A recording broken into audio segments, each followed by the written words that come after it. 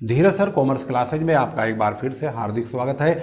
आज का हमारा जो टॉपिक है वो है कंपनी अकाउंट से रिलेटेड, यानी कंपनी लॉ या कंपनी अकाउंटिंग जिन स्टूडेंट्स के पास है, चाहे बीबीए हो, इंटरमीडिएट हो, बीकॉम हो, एमकॉम हो, एमबीए हो, जिनके पास भी corporate accounting, company accounting, corporate law या कंपनी लॉ नाम का सब्जेक्ट है, उसके जो कंटेंट है उसमें आपको शेयर क्या होता है यानी अंश क्या होते हैं, डिबेंचर्स क्या होते हैं यानी ऋण पत्र क्या होता है, और ये कितने प्रकार के होते हैं, अंशों को हम किस प्रकार से डिफाइन कर सकते हैं, ऋण पत्रों का मतलब क्या होता है यानी डिबेंचर का मीनिंग क्या होता है, डिबेंचर कितने टाइप्स के होते हैं। आज के वीडियो में हमारे ये प्रमुख विषय या प्रमुख कंटेंट रहने वाले हैं जिसके बारे में आपको अच्छी तरह से समझना होगा। अंश का मतलब होता है पूंजी का सबसे छोटा भाग अंश कहलाता है, यानी very small part of capital is called share. अंशों का उसके बाद यानी पूंजी का इससे ज़्यादा छोटा टुकड़ा नहीं हो सकता है, उसी का नाम अंश रखा गया, शेयर रखा गया है। कोई भी शेयर होल्डिंग कंपनी यानी अंशों पर आधारित कंपनी अगर जब पूंजी को इकट्ठा करती है तो सबसे पहले वह अंशों को यानी शेयर्स को इशू करके ही पूंजी इकट्ठा करती है। लेकिन अगर उनके पास धन की कमी पड़ती है तो वो ऋण पत्रों का सहारा लेते हैं। अब सवाल ये उत्पन्न होता है कि ऋण पत्र का मतलब क्या होता है। ऋण पत्र यानी ऋण प्राप्त करने का प्रमाण पत्र। जब कोई कंपनी अपने धन की कमी को महसूस करती है तो उसे ऋण का सहारा लेना पड़ता है यानी लोन का। अब जैसे कोई लड़का या लड़की, कोई भी स्टूडेंट अगर 10वीं या 12वीं क्लास पास होता है तो उसको पास होने का एक सर्टिफिकेट मिलता है जिसमें उस स्टूडेंट का नाम, रोल नंबर और उसके पिताजी का नाम, माताजी का नाम, तमाम चीज़ें लिखी होती हैं, सब्जेक्ट लिखे होते हैं और प्रिंसिपल के सिग्नेचर और क्या होते हैं, सेक्रेटरी के सिग्नेचर भी होते हैं। यानी उस सर्टिफिकेट में वो तमाम बातें लिखी होती हैं जो स्टूडेंट्स यानी स्टूडेंट के लिए इम्पोर्टेंट होती है, महत्वपूर्ण होती है। ऐसे ही ऋण पत्रों का भी हाल है। जब कोई कंपनी अपनी पूंजी की कमी को पूरा करने के लिए जनता से लोन के रूप में धन इकट्ठा करने के बारे में सोचती है तो वह जब धन इकट्ठा करना होता है तो उसके लिए उनको ऋण के रूप में जनता से धन स्वीकार करना होता है। ऐसी परिस्थिति में जब कंपनी जनता से ऋण के रूप में पैसा लेती है तो बदले में प्रमाण पत्र के रूप में, सर्टिफिकेट के रूप में उनको प्रमाण पत्र दिया जाता है। जब हाई स्कूल इंटर पास होने पर आप किसी भी स्टूडेंट को देखेंगे उसकी मार्कशीट ही उसकी पहचान बनती है कि वो पास है या उसके कितने मार्क्स हैं, किस सब्जेक्ट में कितने मार्क्स हैं, ये तमाम बातें उस सर्टिफिकेट में लिखी होती हैं।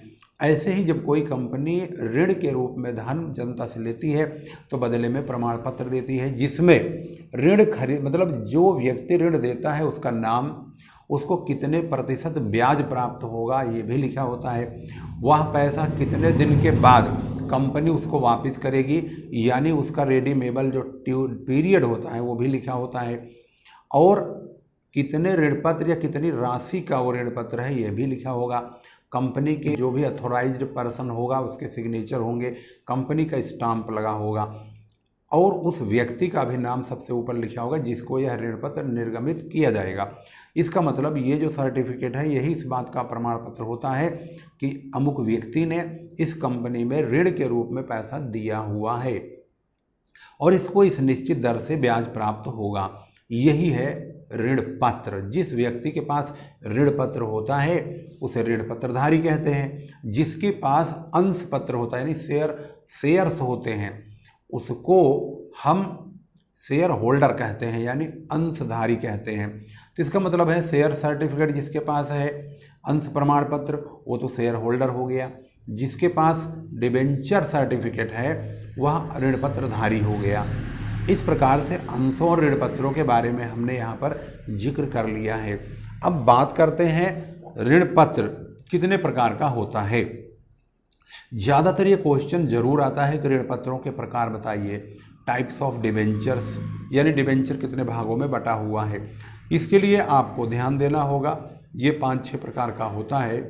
सभी को आप ध्यान से स्टेप बाय स्टेप समझेंगे। समझना बहुत आसान है। जैसे सबसे पहला नंबर आता है परिवर्तनशीलता के आधार पर, यानी जिन डिवेंचर्स को, जिन ऋण पत्रों को कंपनी एक निश्चित समय के पश्चात अंशों में या कम या ज़्यादा प्रतिशत वाले ऋण पत्रों में परिवर्तित कर सकती है या करना चाहती है, तो ऐसे ऋण पत्रों को परिवर्तनीय ऋण पत्र कहते हैं, यानी कन्वर्टिबल डिबेंचर। इसका उल्टा दूसरा भाग बन जाता है दूसरा डिबेंचर, जिसे बोलते हैं नॉन कन्वर्टेबल डिबेंचर, यानी अपरिवर्तनीय ऋण पत्र। ऐसे ऋण पत्र जिनको कंपनी अपने जीवन काल में कभी भी न तो शेयर में न ही कम या ज़्यादा प्रतिशत वाले ऋण पत्रों में परिवर्तन करना चाहती है या नहीं करती, ऐसे ऋण पत्रों को अपरिवर्तनीय ऋण पत्र यानी नॉन कन्वर्टेबल डिबेंचर कहा जाता है।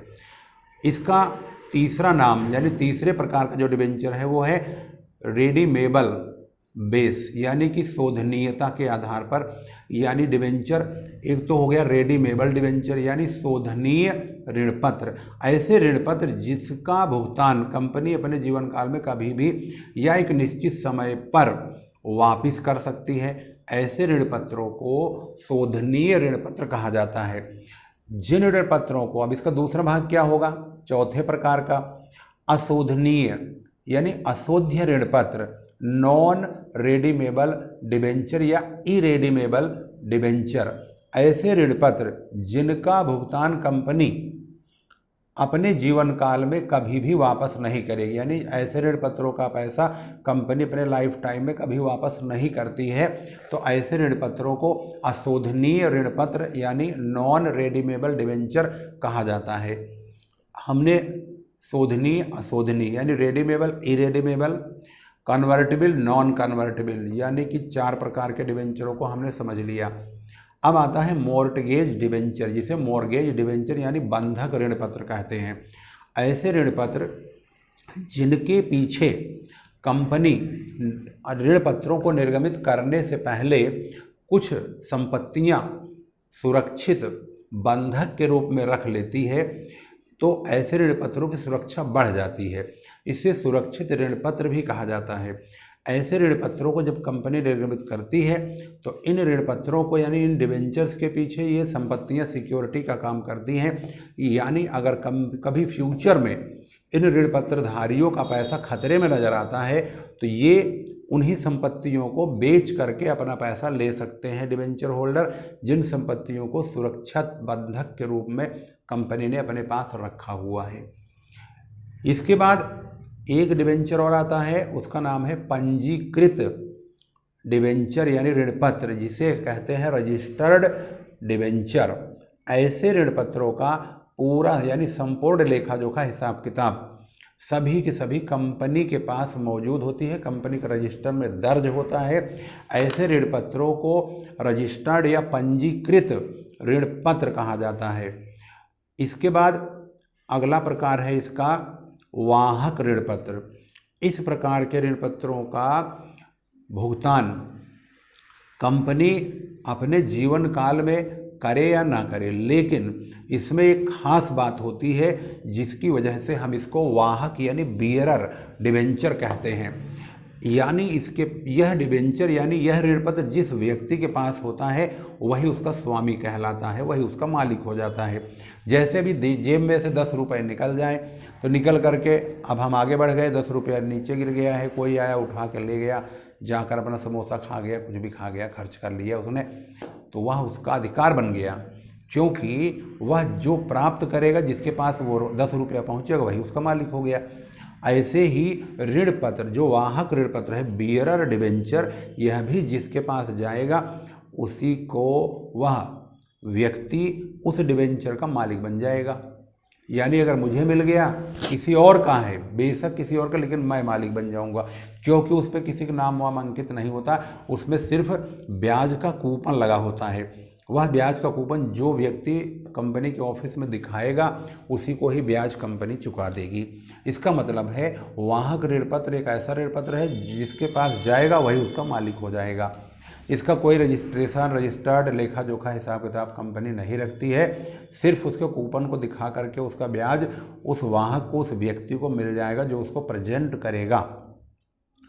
तो यहाँ पर आपने पंजीकृत ऋण पत्र यानी रजिस्टर्ड डिबेंचर, बियरर डिबेंचर यानी वाहक ऋण पत्र, मॉर्गेज यानी कि बंधक ऋण पत्र, और शोधनीय, अशोधनीय, रेडीमेबल, इरेडीमेबल, इसके बाद कन्वर्टेबल, नॉन कन्वर्ट, 7 डिबेंचर यानी कि यहाँ पर 7 प्रकार के ऋण पत्रों को आपने समझ लिया है।